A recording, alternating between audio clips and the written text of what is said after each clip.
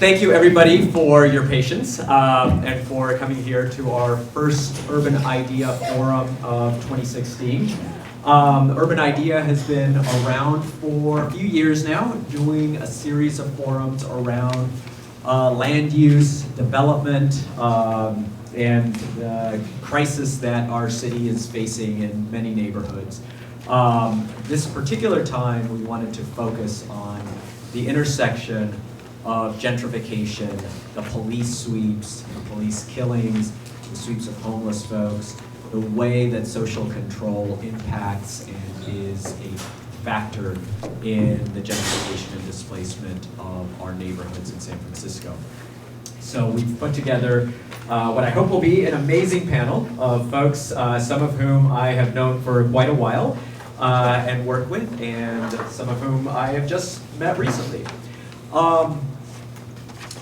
Our Urban Idea events are free. We're an all-volunteer group. Joseph up here has been part of our group for a long time. Aaron, Tim Redmond, who you probably saw upstairs, Calvin Welch, Rachel Brahinsky, and Kathy Cole from USF are parts of our team of volunteers. We're always looking for new faces and new folks who are interested in putting in the work of putting these things together, coming up with ideas and working with folks and trying to promote this kind of dialogue. As a free event, however, I'm going to do a quick plug for our fundraiser that we're having, our very first ever fundraiser, a performance by Nato Green, comedian and labor organizer as part of San Francisco International Arts Festival, this Sunday at Fort Mason at 2 o'clock. We'll have tickets for sale upstairs and down here at the end of the show. And thank you, Bindlestiff, Vinay, and others who have helped, Oliver, who've helped to pull this together right here. This is our first time using this space. Hope you like it. And hello, we've got our last panelist, so you are just in time for me to introduce the panelists and our format for this evening. Finally, I want to say on your seats, you might have seen some small 3x5 cards. If you have questions that you're going to want to ask our panelists at the end of their presentations, please write down your thoughts, and I'll come by and pick them up at the end, and Joe will moderate those questions. So to kick it off, you all have, if you got, I'm going to be very brief in my intro of the panelists because you all have them written down in your programs. But what we wanted to do here is bring together folks who have been working very closely with the Coalition on Homelessness, with the Mario Woods Coalition, with the Alex Nieto Coalition, around these issues and talk about how they intersect with the way this city does policing in our gentrifying neighborhoods. First off, Joe Wilson, who is with Hospitality House, has been involved with the Coalition on Homelessness since its very beginnings, and co-wrote a paper that became the foundations for Community Housing Partnership, our premier supportive housing organization in San Francisco. Next to him, Jennifer Friedenbach, who is now director at the Coalition on Homelessness and has been involved with COH since forever. Forever, but 21 years.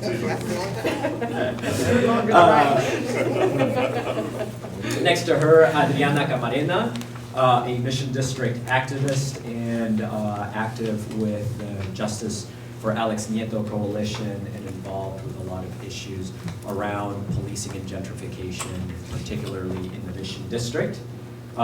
Next to her, I am just meeting you now, although I have heard you speak before, Felicia Jones, with the Justice for Mario Woods Coalition and a member of SEIU 10 to 1.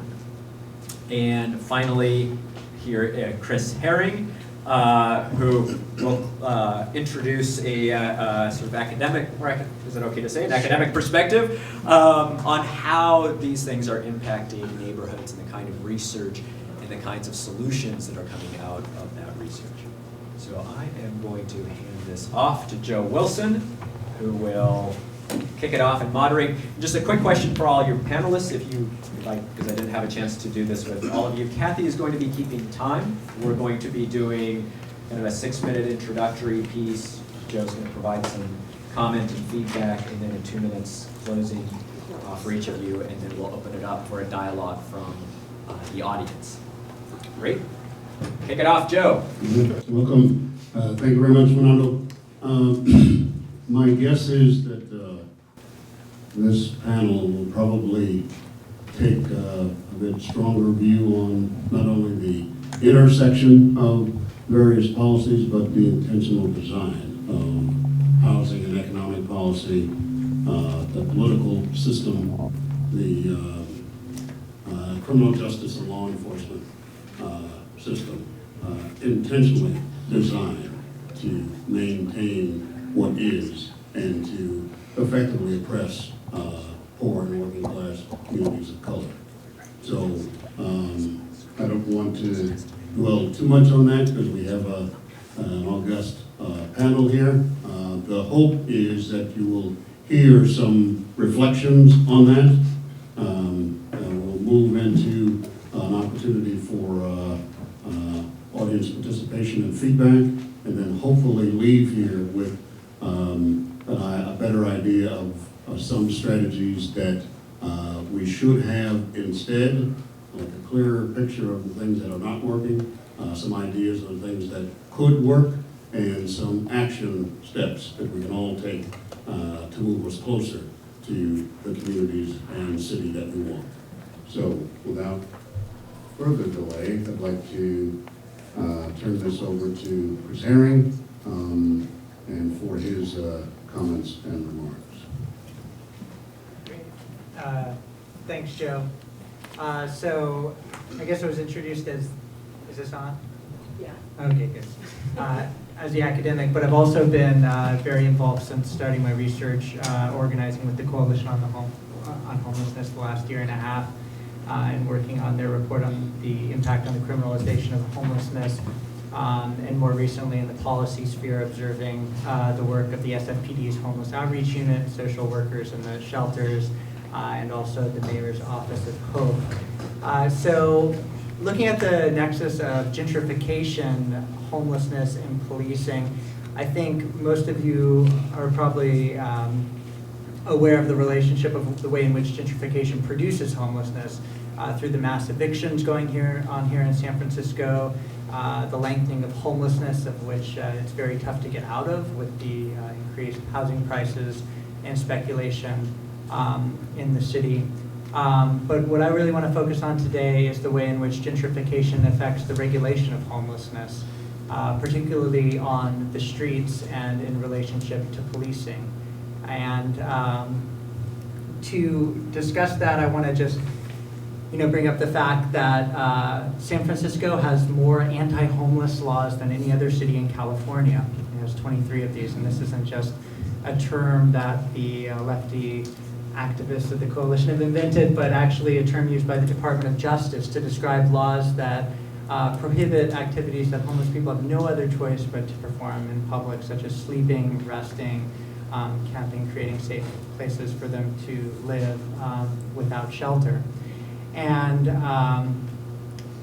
so we have these laws, and they've existed for many years. They've increased, but the last one was passed in 2012, and yet since Mayor Lee has come into office, we've seen a threefold increase in the amount of citations given for these laws. We've seen a sixfold increase in the citations in our parks along these laws. So and then we've also seen the increasing police violence of those precariously housed, resulting in deaths, most recently of Luis Congora. So, what explains this rise in policing and this criminal justice treatment? There are a number of popular explanations out there that we see going around in the media in terms of that we have a kind of either a growth or more aggressive street homeless population on the one hand, or an idea that we might be having a type of tougher government, zero tolerance policing campaign going around this. And I think both of these are unfounded. On the one hand, We've had a pretty stable rate of those who are experiencing homelessness on the streets. And at the same time, we don't really have the same type of policing we've seen in New York City with the Zero Tolerance campaign that happened under Giuliani with Stratton, or the Skid Row type of policing campaign. What we rather see here is a sort of consumer-driven penal populism, where we have this growth and development in areas that used to be rather open and available to homeless people, and a new type of people coming in who are calling for service calls, as is referred to across government bureaucracies. The notion of service calls is the same language used whether you're calling 311 to report a call to the Department of Public Works or a call to the Department of Public Health. But unfortunately, most of these calls end up in the hands of the SFPD. So even though we've seen a threefold increase in these anti-homeless citations, when I mentioned this to Lieutenant Nevin, who's the head of the San Francisco Police Department's Homeless Outreach Unit, he'll say, yeah, but we've seen a 6 to 8 time increase in the amount of calls on homelessness. And I think this is really here where the role of gentrification plays in, right? So we have this new development in areas. If you look back at the works of other academics like Teresa Gowan, who looked at recyclers in Dog Patch area, in which, you know, homeless people had a safe place to go, in which they were not highly regulated or highly policed.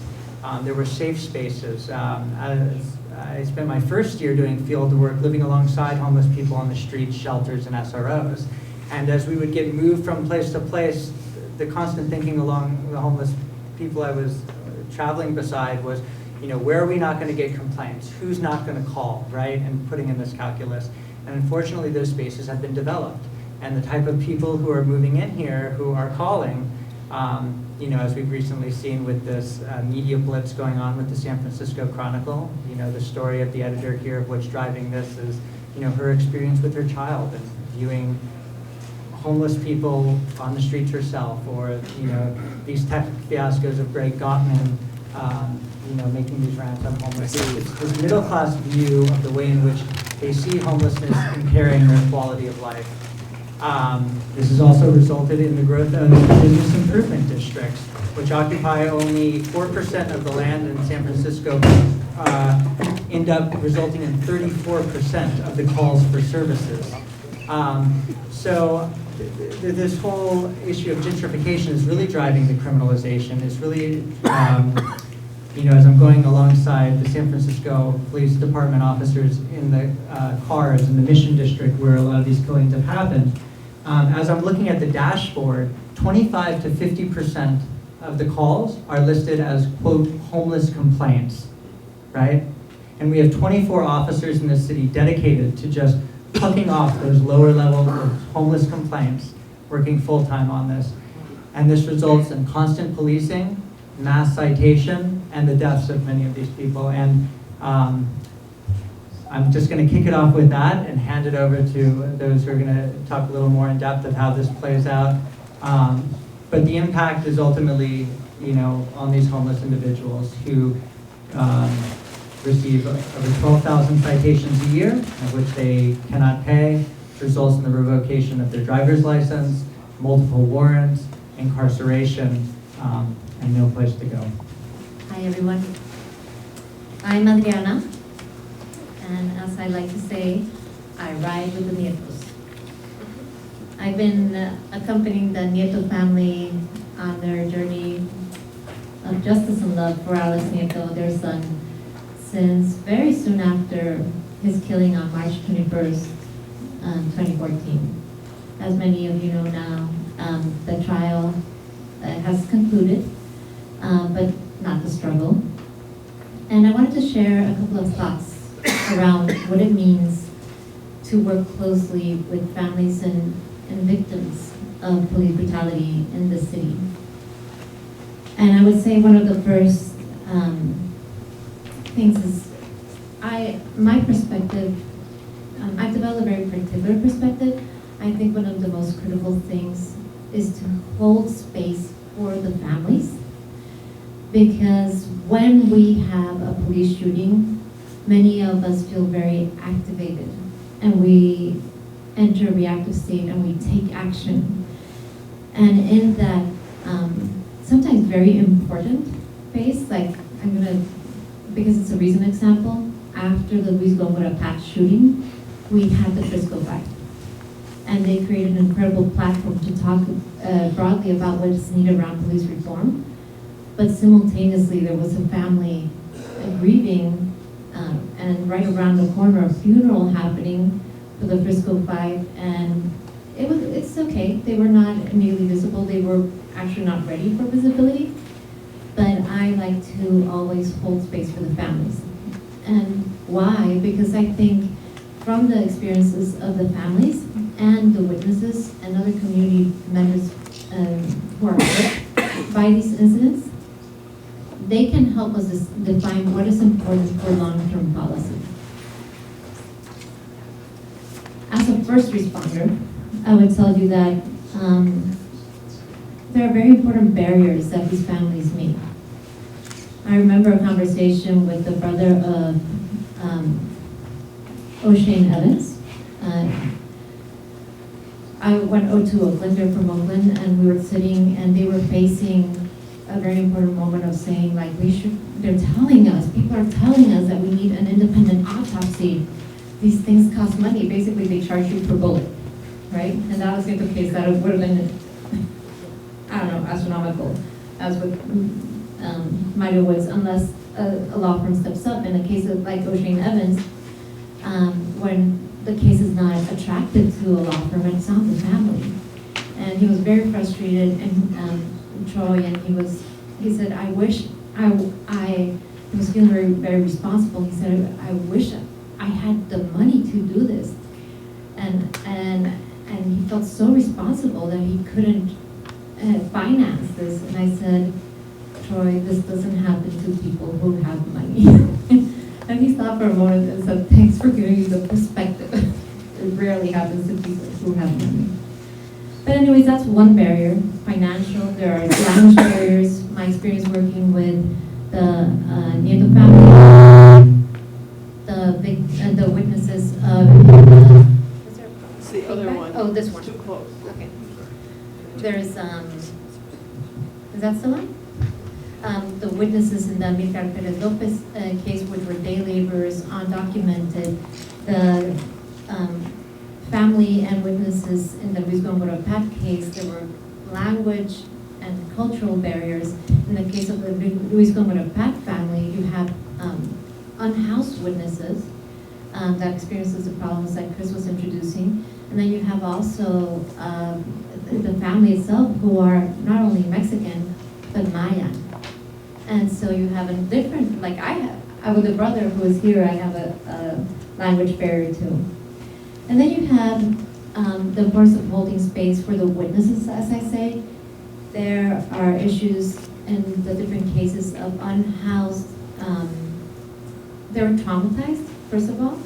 They're survivors of this incident. In the case of some of the unhoused witnesses, there were already other issues specific to their circumstances that you can understand is the first reason why they might be in the street. And then you have neighbors, like in the case of Amilcar Perez Lopez, my neighbor Gloria, because they shot Amilcar in front of my house. And this was on February 26, 2015. And so Gloria was sitting at the window next to her mother when the shots hit her building, because they shot across the street and the 7 bullets ended up hitting most of there are at least 4 shots at her window. And so when I talked to her on the phone, I wasn't there when it happened, she couldn't even talk about it. And there's a heightened fear of police. And then finally, just as a way of introducing themes, I think when you understand these issues that the families go through and how they have there are services to address these issues, whether you're a witness, what type of witness, what a family, what circumstances within the family.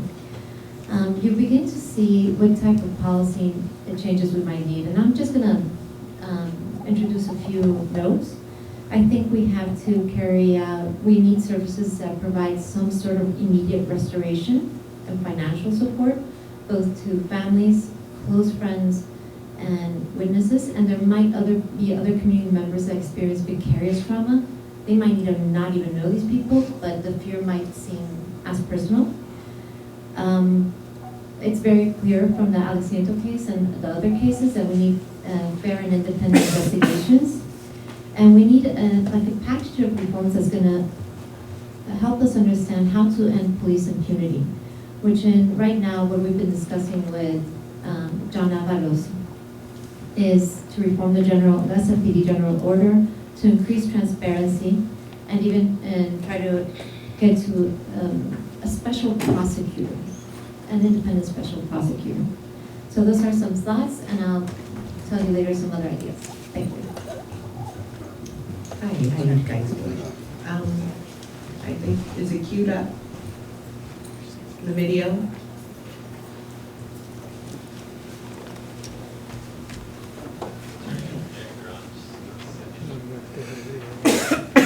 So one of the first things I want to do is show you the actual video of the shooting of Mario Woods. I know for a lot of us, we hear various information, but I am quite sure and convinced that many people have not seen the video.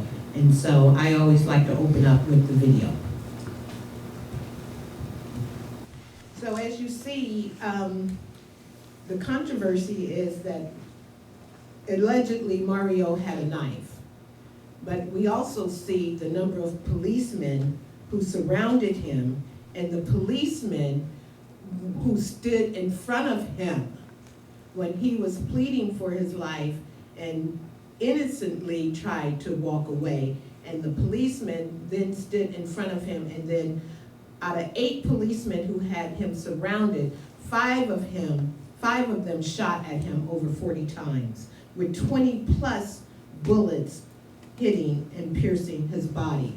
And so we, the Justice for Mario Woods Coalition, we call that murder.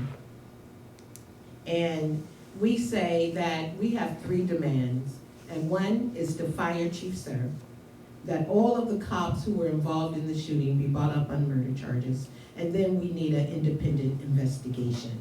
And as people in the city of San Francisco, when you are not black and brown and you have not walked in my shoes, you really don't know that this is nothing new in my community. I mean, this type of stuff has been going on for years. When we go back to 1880 to 1964, there was over 3,000 lynchings of black people.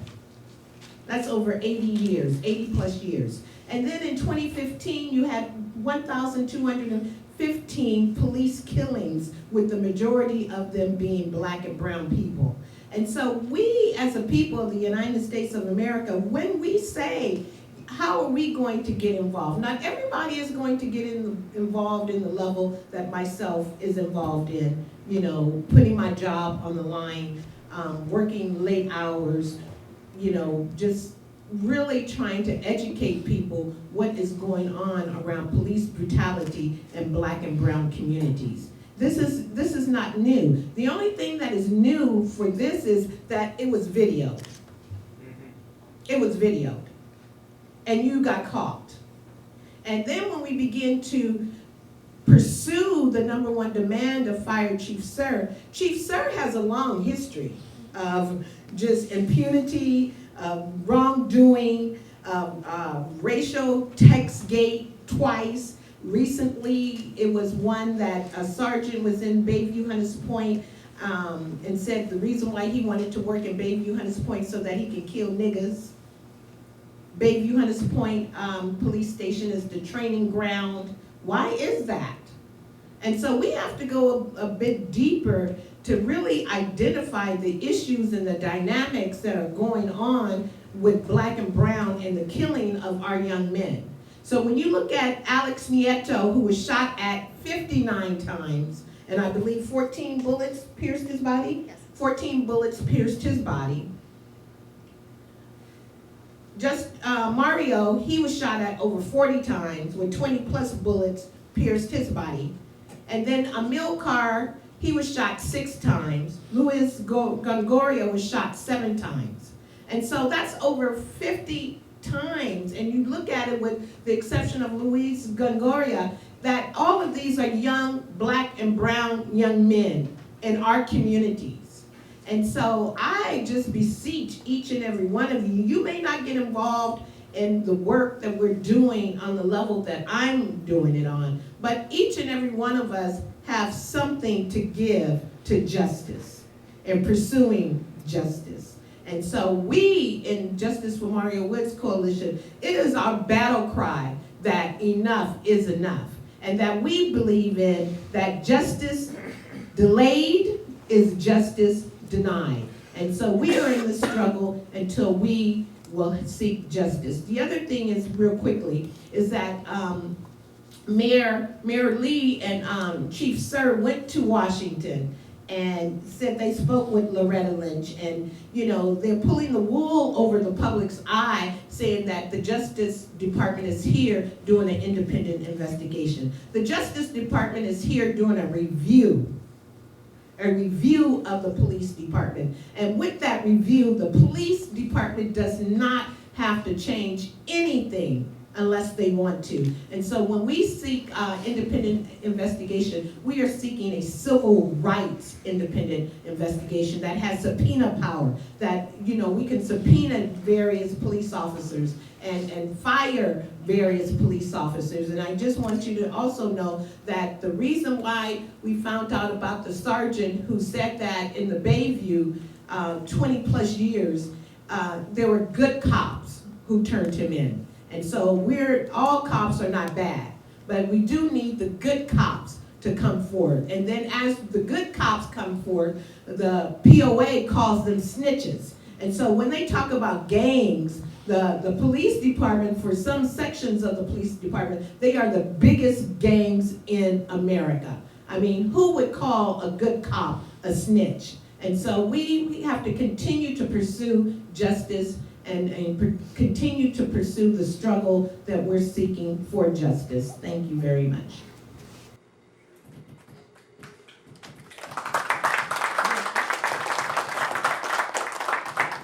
I'm Jennifer Friedemann from the Coalition on Homelessness. I want to just start off talking about Luis Gongoria because I think that his life, or at least the later stage of his life, really pulls together the topics that we're here tonight to talk about. Displacement, homeless suites, police killings, gentrification. This was a man who was housed in the Mission District, like many others, and with his brother, who, because of gentrification, lost his housing. And once he became homeless, found it very difficult to get back into housing. Because today what we're seeing in San Francisco is those more casual living arrangements that so many have depended on in the past. You know, the flats in the Mission where you share rooms, and those have all disappeared and are going for very high prices. Then he found himself homeless, and as he was without housing, found himself going further and further into crises, getting traumatized every day, getting harassed by the police, getting criminalized, getting ticketed, getting pushed around, getting forced to move. And as he went further and further into crises, he was in constant contact with the police, right? Because if you're without housing and you're outdoors, you are interfacing with the police constantly. Everything that you would normally do in private, you're doing in public. Because you're living out your space in public, you're coming in contact with the police. And then, you know, of course, in the final moments, what we saw was the police were responding to a call, and he was, you know, the call was that there was a man waving a knife around. The police responded to that, and responded to that in a way where they moved very quickly. Actually, within 20 seconds, were firing their first shots. They did not take any time. They did not create a perimeter. They did not slow down. Had they slowed down and did what they should have done, They would have had a team there. They would have had, one of the officers would have been talking to the people in the encampments close by. They would have found out that his brother was only a block away. They could have found his brother and brought him and helped with the situation. All of these things could have happened, but they didn't. And by virtue of him living outdoors and having that interface with the police, when he was in a moment of crises, he ended up being shot dead. So, you know, this is, when we look at police shootings and we look at these various intersections, about half of police shootings over the last decade have involved people who were in psychiatric crises. Many of the things that we're talking about, you know, intersect with this, and they also intersect with homelessness. You know, we can look at the previous shooting of Mario Woods, someone who was experiencing psychiatric crises, someone who spent a lot of times in Brother Brown's, spending the night there, experiencing homelessness. And the other thing that folks have in common, of course, is being people of color, being poor. And so these, you know, this is an intersection that we really cannot ignore. I started working on police work about, I guess, it's about 17 years ago, but it started with the shooting of Idris Deli, who was a young man at the Metreon Theater who was in psychiatric crises, and came together with his mother, who many of you are probably familiar with, started a foundation, has been working on these issues ever since. And what we did is, you know, we got together and we said, all right, how can we pull together these issues? How can we change what the police are doing? And so we started talking about, all right, how have we changed up the command and control? Instead of the way they're trained is you give commands, if you're in psychiatric crises, you can't respond to the command. So they increase force and people end up dead. And that's what we were seeing over and over again.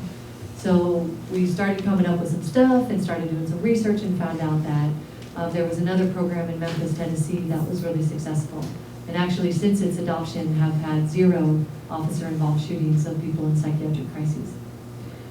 And what we did is we went to the Board of Supervisors, we worked with the police department, they were really resistant, so we shoved it down their throats. We got it passed at the Board of Supervisors,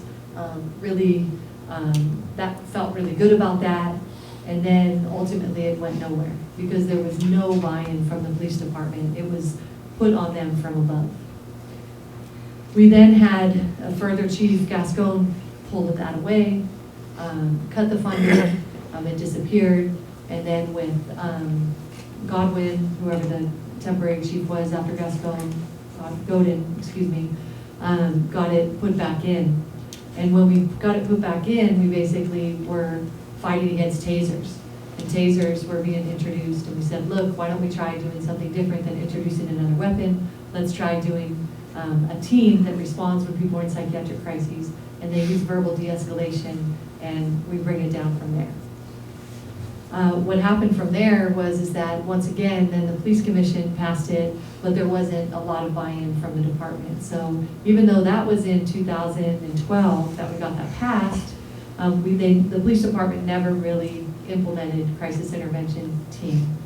And we've been pushing and pushing and trying to get it to happen until the killing of Mario Woods.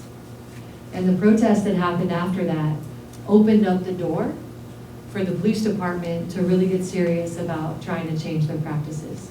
And so since then, they've done a number of things to move towards having an actual crisis intervention team.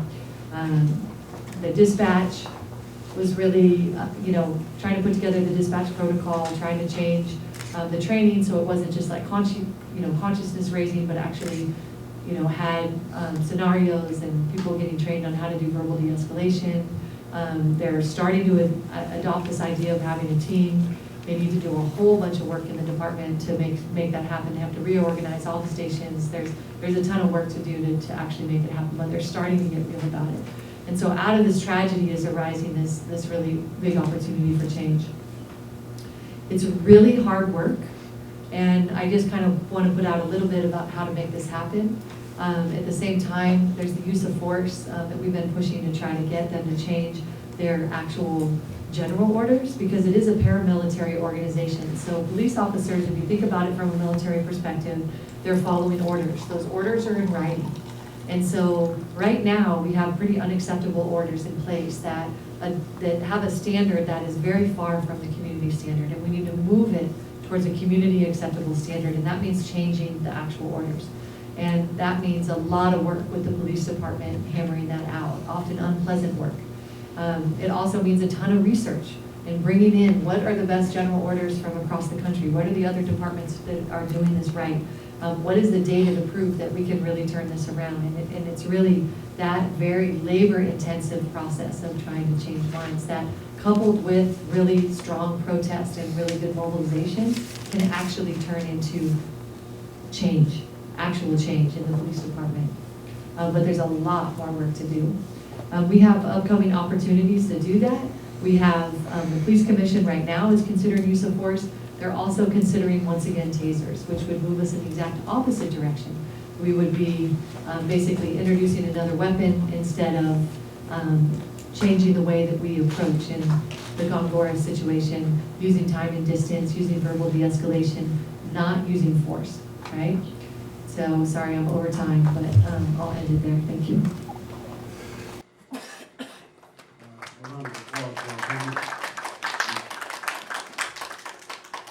Thank each of you for giving us some thought-provoking and frankly disturbing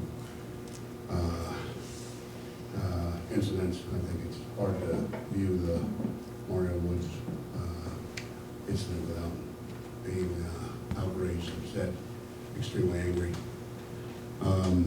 I'd like to add at least some reflections of my own, trying to capture at least some of what I heard. I think is some recurring themes. One is this environment that now exists, particularly with the intersect of gentrification and law enforcement, where increasingly people of color are viewed as outsiders in their own communities. The historical context for the regulation of the behavior of poor people is not a new one. This goes back several centuries to at least the Elizabethan poor laws that were passed in the 1600s, where the movement of vagrants had to be controlled. The giving of alms directly to poor people, like giving poor people money, was a bad thing. And that the care and the oversight of poor people was largely a local responsibility, absolving the state of the responsibility to participate in that. I think the continuing theme around this insistence on regulating the behavior of individuals and then absolving institutions of any kind of regulation, also resisting any attempts to regulate public institutions. The idea that in the aftermath of police-involved shootings, the families themselves are viewed as threats and obstacles to a fair and open public process.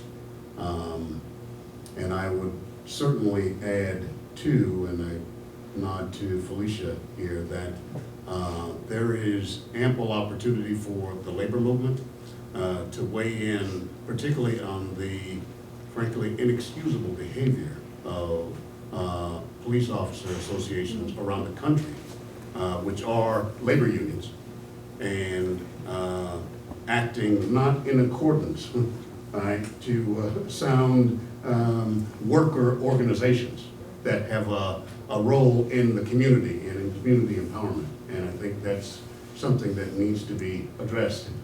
And lastly, I would say that thinking about some of the concerted effort to change the culture of our own police department, particularly this idea, this shift, hopefully this shift from the warrior mentality to a guardian mentality.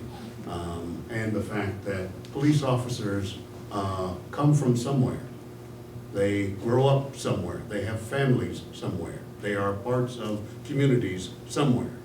And I think the harder, deeper question about how the behavior of this institution reflects almost an underlying theme and an undercurrent of hostility that exists in greater society.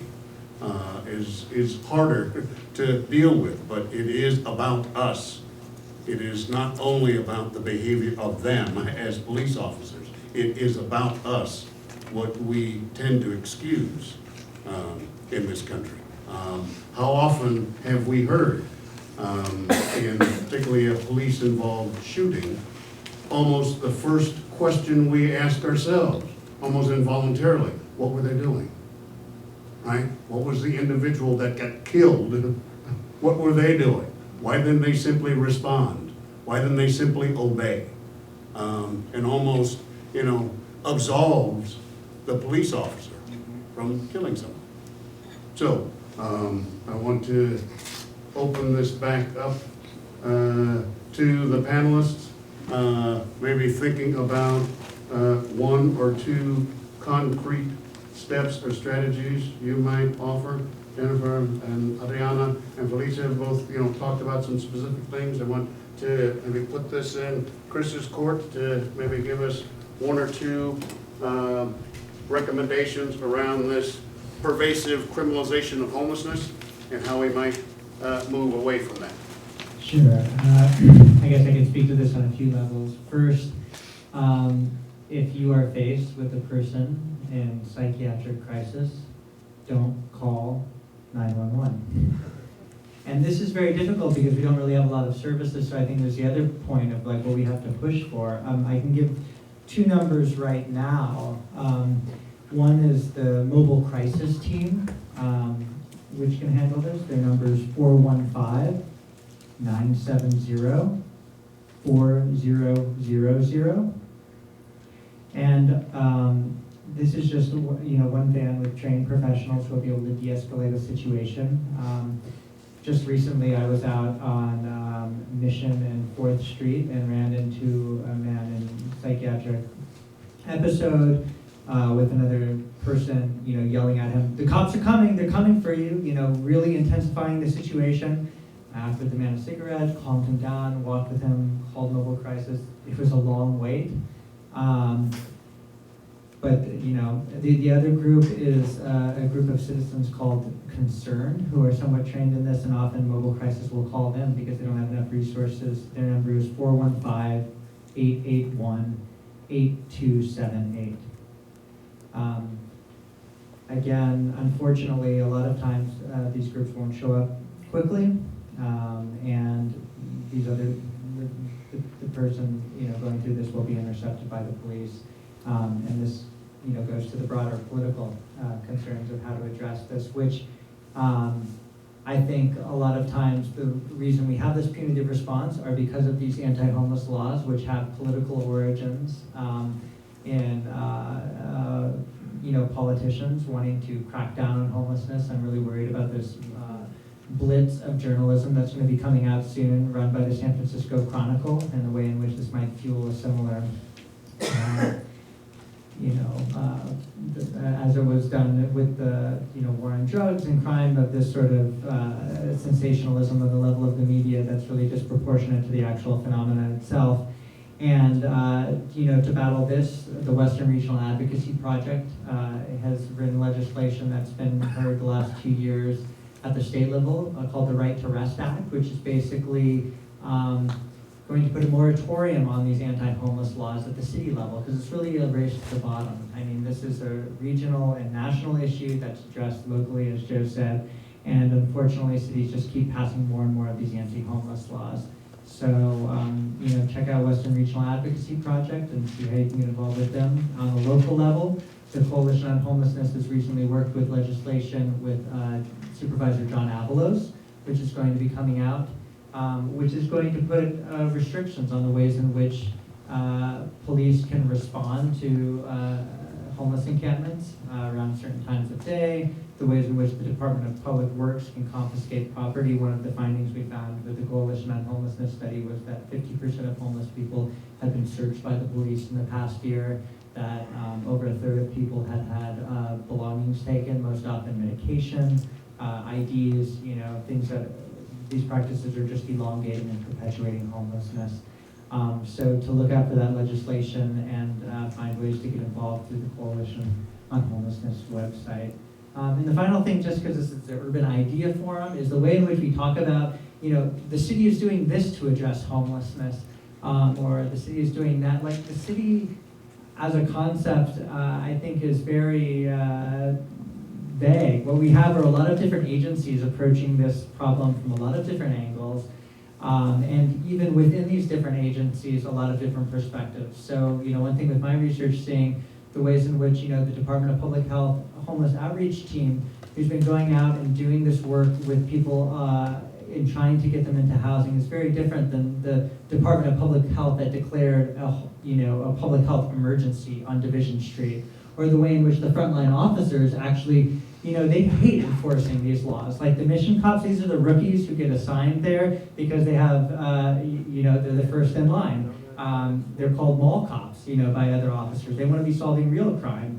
They've been very, they do not see this policy of a runaround as being effective. And that this is really a politically driven thing, right? This is mayors and supervisors who are reacting to pressure from individuals in these gentrifying neighborhoods. You look at where these calls are coming from. They're coming from gentrifying frontiers.